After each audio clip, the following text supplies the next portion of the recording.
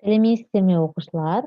Бүгін Қазақстан тарих пәнінен жаңа бөлімге тоқталамыз. Отарлау және ұлт азаттық күрес. Ал сабақтың тақырыбы 18 ғасырдағы Қазақстандағы казак әскери отаршылдығы. Дәптерімізді ашып, бүгінгі сабақтың тақырыбын жазып алыңыздар. Зерттеу сұрағы Ресей империясы Қазақстанды отарлауды қалай жүзеге асырды? Сабақтың мақсаты Ресей империясын отарлау саясатын себеп-салдарын анықтау, Қазақстандағы казак әскери отаршылдығын сипаттау. Өткен сабақтан сіздер не білесіздер? 18 ғасырдағы Қазақстанның мәдениетімен таныстыңыздар. Ең алдымен оқушылар білімін сайтын пайдаланып, 18 ғасырдағы Қазақстандағы казак әскери отаршылдығына байланысты бейне материал көретін боласыздар.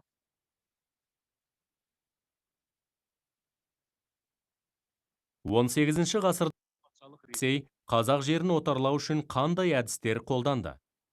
Ресей империясының Қазақстан жерін отарлаудың нәтижелері қандай болды? Сұрақтарға жауап берейік. 18 ғасырда патшалық Ресей қазақ жерін отарлау үшін қандай әдістер қолданды? Есіңде болса, Ресей Қазақстанды Азияға шығудың кілті мен қақпасы деп санаған болатын. Енді патшалық Ресей Азияға шығу мақсатын жүзеге асыру үшін батыл қадамдарға көшті. Бүгінгі сабақта патшалық Ресейдің қазақ жерін отарлауының себеп-салдарына тоқталатын боламыз. Ресей империясы Қазақстанды отарлау үшін казактарды қоныстандыру, бекіністер салу, экспедициялар ұйымдастыру әдістерін пайдаланды. Қазақ даласы Ресейді шығыс мемлекеттермен жалғастыратын көпір іспетті болды. Сол себептен 18 ғасырдың басында патшалық Ресей Қазақ даласына әскери бекіністерді салу арқылы әскери отаршылдық әрекеттерін бастады. Орыс патшасы 1 Петр шығыс елдерімен экономикалық және саяси байланыс орнату үшін алдымен Қазақстан мен Орта Азия елдерін Ресейге қосып алу керек деп есептеді. Осы мақсатта қазақ жеріне экспедициялар жіберді.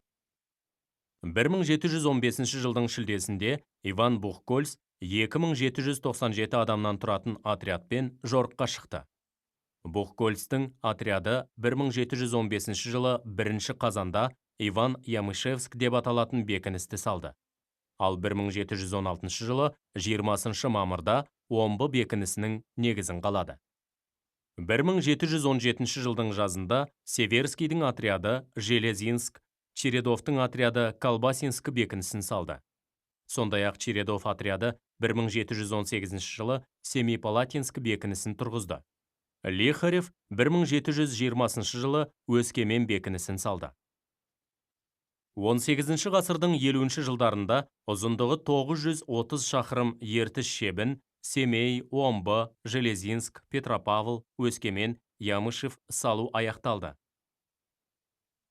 18 ғасырдың ортасында патша үкіметі Еділ бойы, Орал, Сібір мен Қазақстан өңірінде әскери бекіністердің ескі шептерін жақсартуға және жаңа шептер салуға кірісті. Осы кезде оң жағалауда жайық казактарының күшімен 14 қамал Переволодск, Чернорегенск, Татишев, Нижнеозерная, Рассыпное, Елек қалашығы, Жайық, Сахарная, Калмыкова, Көш Жайық, Кулагина, Тополев, Бақсай, Гурьев салынды. Сөйтіп, қазақ даласын әскери бекіністер шебімен біртіндеп қамту патша үкіметінің отарлауына үлкен мүмкіндік ашты. Әскери бекіністер шебінің бойында орыс, қалмақ, башқұрт халқы тез көбейді. Казак станицалары мен шаруа аудандары пайда болды. Ресей империясының Қазақстан жерін отарлаудың нәтижелері қандай болды? Патша үкіметі жергілікті халықтың ең шұрайлы жерлері мен жайылымдарын казактарға алып берді. Осындай басқыншылық әрекет арқылы оларды бір-біріне дұшпан етіп қойды. Орынбор губерниясының губернаторы Неплюев қазақ жерін отарлау саясатын пәрменді түрде жүргізді.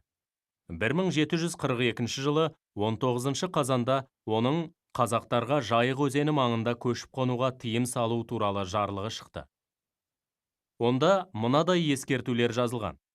Жарлықта көрсетілгендей, барлық қырғыз қайсақ хандарына, сұлтандарына, старшындар мен халқына жар салам. Бұдан бұлай осы жарлықты алғаннан кейін Қамал маңына және Жайық өзенінің арғы бетіне көшіп қонуға тыйым салынады. Егер ол бұзылатын болса, онда қатаң жаза қолданылады.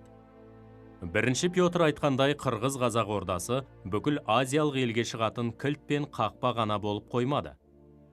Қазақ өлкесі орыс казак қоныстанушыларының мекеніне айналды.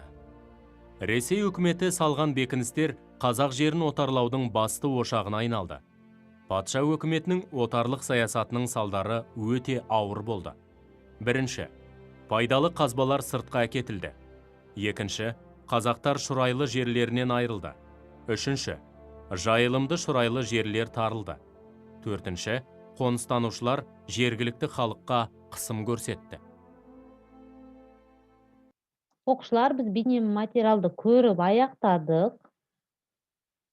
Ал енді қысқаша конспектті оқыңыздар.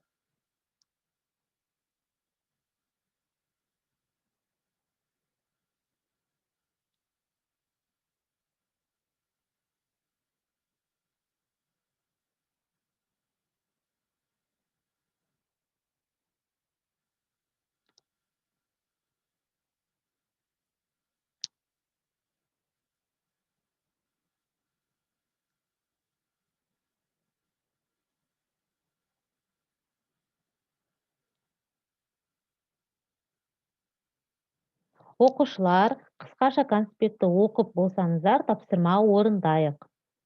Ой қозғау. Төменде берілген деректің ішінен картаға қатысы бар дерекке плюс, қатысы жоқ дерекке минус белгісін қой. Бірінші, 18-ші ғасырдың бірінші жартысындағы қазақ-орыс картасы. Егер сіздер дұрыс деп санасаңыздар, плюс қоясыздар, минус деп санасаңыздар, ол карта емес деп ойласаңыздар, минус қоясыздар. Екінші, жоңғар шапқыншылығы кезіндегі карта. Егер сол карта болса, плюс қоясыздар. Егер олай ойламасаңыздар, минус қоясыздар. Үшінші, Ресейдің қазақ өлкесін отарлау үшін салынған бекіністері. Плюс немесе минус таңдап қоясыздар. Төртінші, экспедициялар бағыты. Плюс немесе минус қоясыздар. Және бесінші, қазақ жерінде салынған әскери бекіністер негізінде пайда болған қалалар. Плюс немесе минусты таңдап қоясыздар. Егер оқушылар ой қозғауды орындап болсаңыздар, бірінші тапсырмамызды орындайық. Ресей империясын отарлауды жүзеге асырудағы әдістеріне талдау жасап, себептерін табыңыздар. Бекіністер салды, қазақтарды пайдаланды және экспедициялар жіберді. Яғни сәйкестендіреміз.